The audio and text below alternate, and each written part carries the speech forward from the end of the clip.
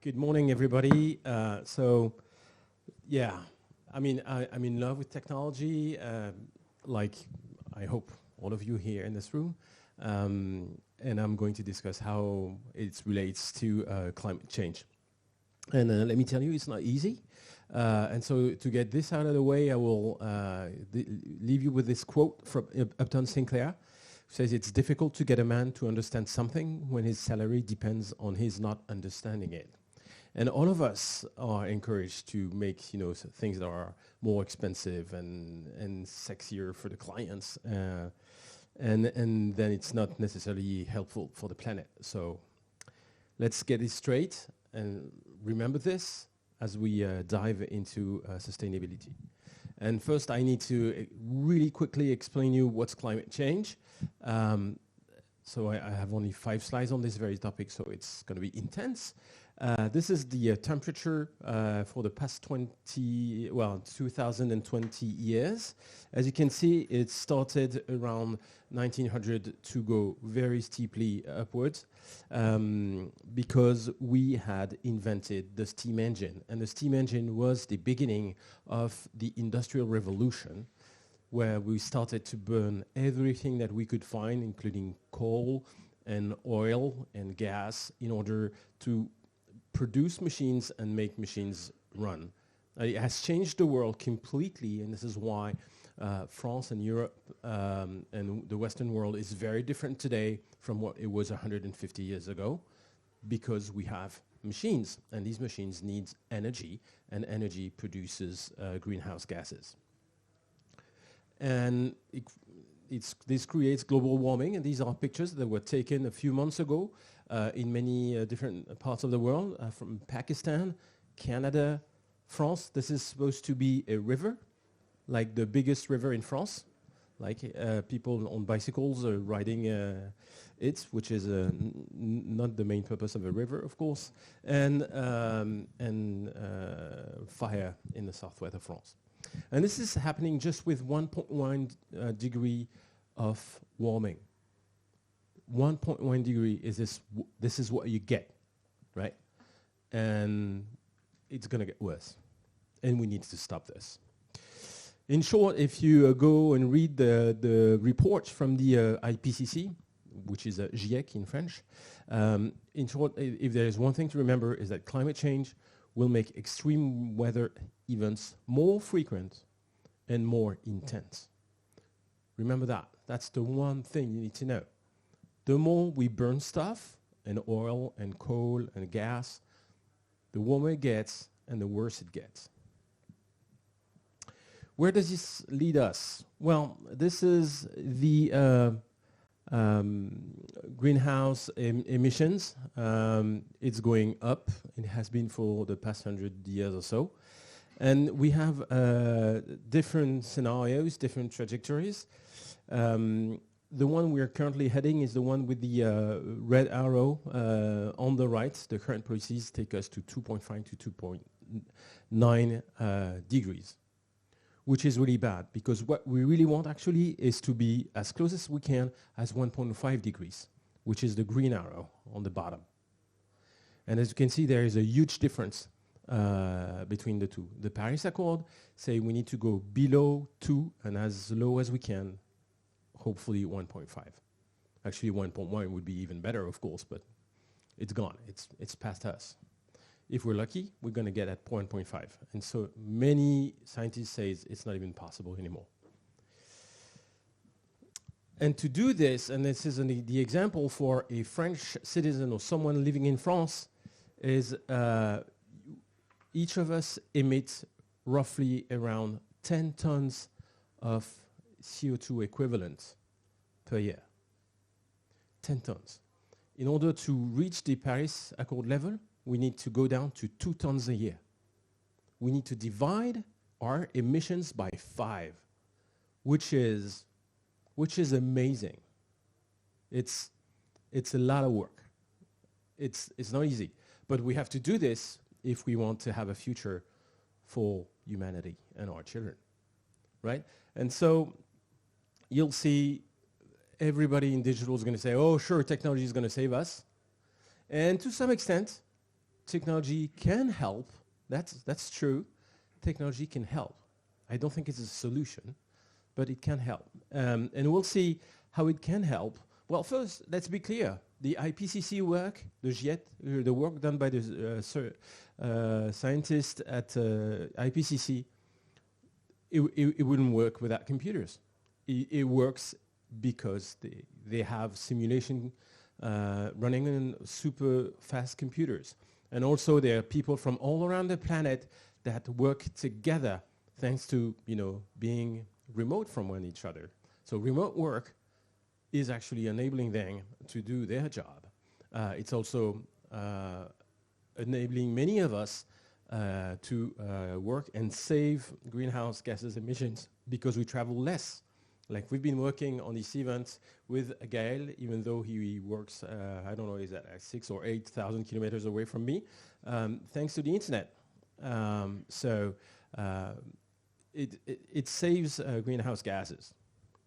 Of course, thermostats and IoT can help save energy in buildings, and also circular economy, like buying reused stuff through platforms such as Vinted, Le Bon Coin in France, or Back Market, or eBay, or many different places like that. Enables you to buy secondhand stuff rather than dumping stuff and buying new stuff instead. So these are all the good sides. I won't spend a lot of time discussing this because I've noticed like everybody who's working in technology who may have a positive impact on climate change is going to yell at you saying that they do it, they are going to save the planet thanks to their solution. And maybe it's going to help, but everybody who does it says it does. And I don't want to get into that. I will spend more time discussing the problem side of things. And yes, digital is part of the problem too, and we need to make sure the problem side is smaller than the solution side. The problem side has profound roots, which is the Moore's law and the fact that in 1971, this tiny chip was the first commercial CPU sold. It's the Intel 4004, and it's here. It started that revolution. And every 2 years, the number of transistors in a chip doubles, which makes the chip more powerful, and therefore the whole industry doesn't have to work on optimization of software, because you know that in 2 years from now, you'll get new computers and new devices that will be twice as fast, twice as powerful, and who cares? Because you can write crappy software today, it's going to run fine in 2 years from now. And the whole industry, IT industry, has been working like that for 51 years in a row. And that's sad. And this is exactly, I'll give you just 2 examples. In 98, you needed, when you wanted to run Microsoft Office, you had to have a certain hardware configuration. Today, if you want to run Microsoft Office 2019, you need 171 more memory to run it. Is Word and Excel 171 times better? No. Are your documents better? They certainly are better, I hope for you, but not 200 times also. Web pages are 146 times bigger today than they were in 95. Are they 150 times better? Probably not. They are better. More colors, whatever. Video playing, okay. But so much better? I don't think so. And all of this because, well, we have that Moore's law with the chips getting more powerful every other year. And also we produce more of these. And so we generate a lot of e-waste. And this is the problem, basically.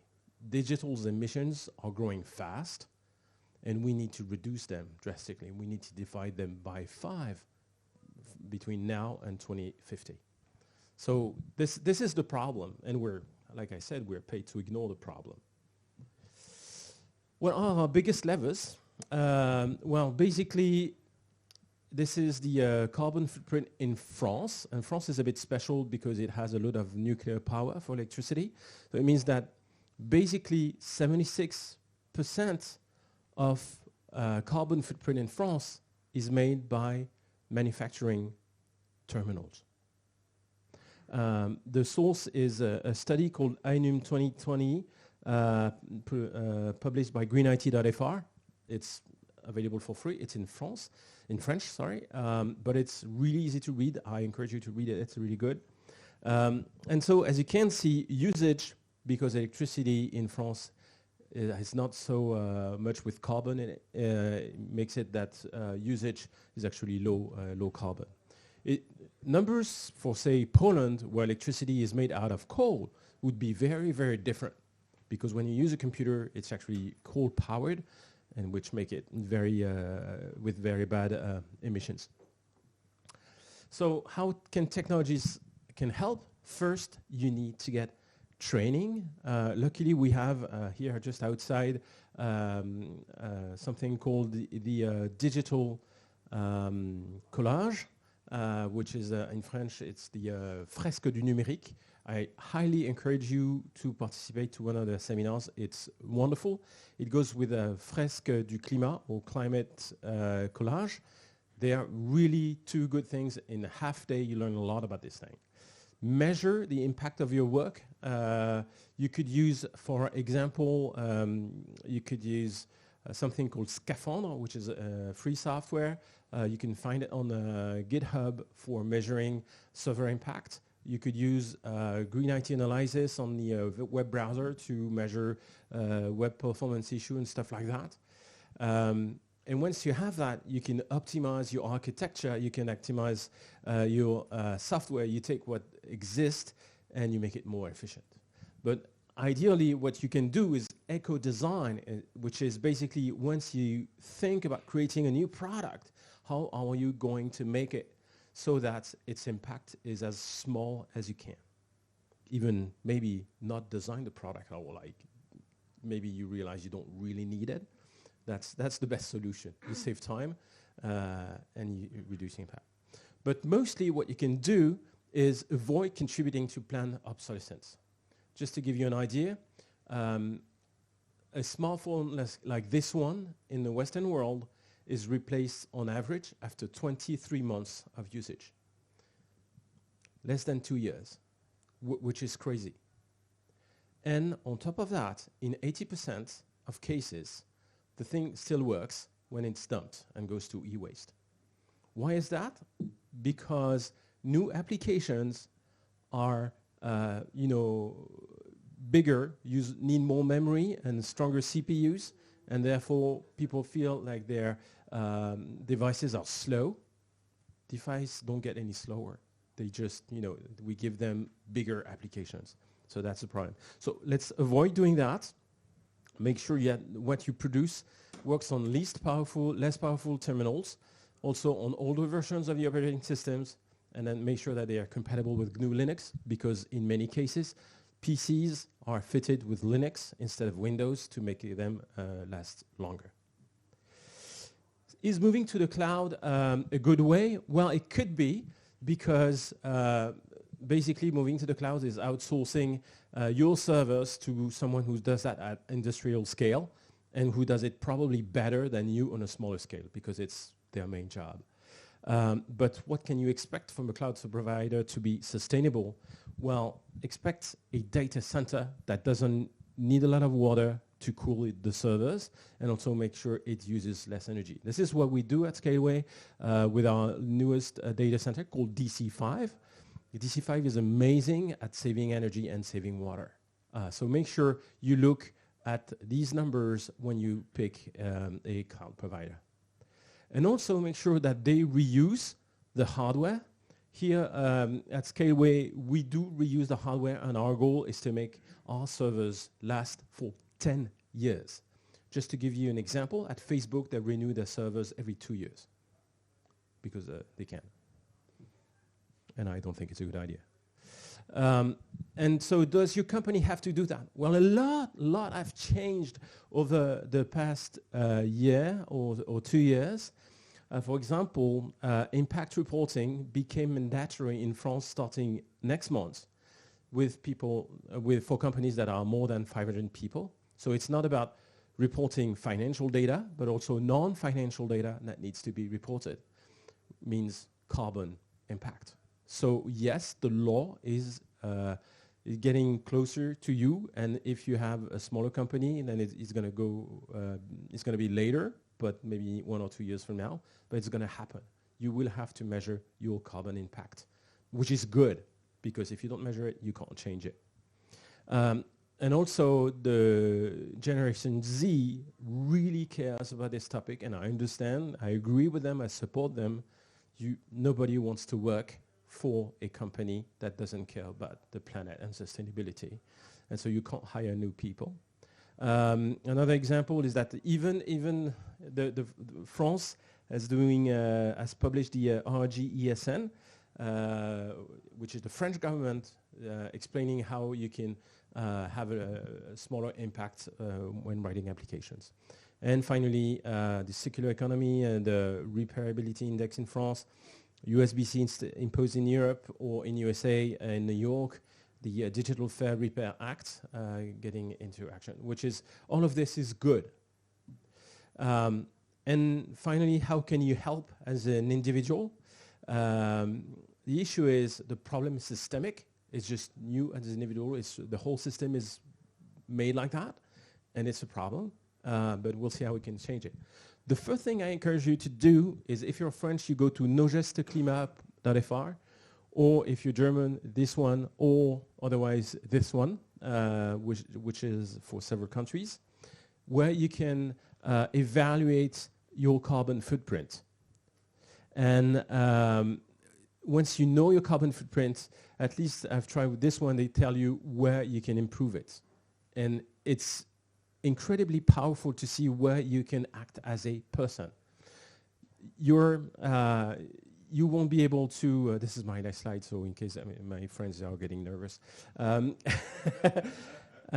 You can learn stuff, like I said, climate collage and digital collage that are outside. And also you will vote. I encourage you to shop consciously, to invest if you have money, spare money. Invest consciously, not in Total Energy or crap like that. And also engage as a volunteer locally. This is it. Thank you very much.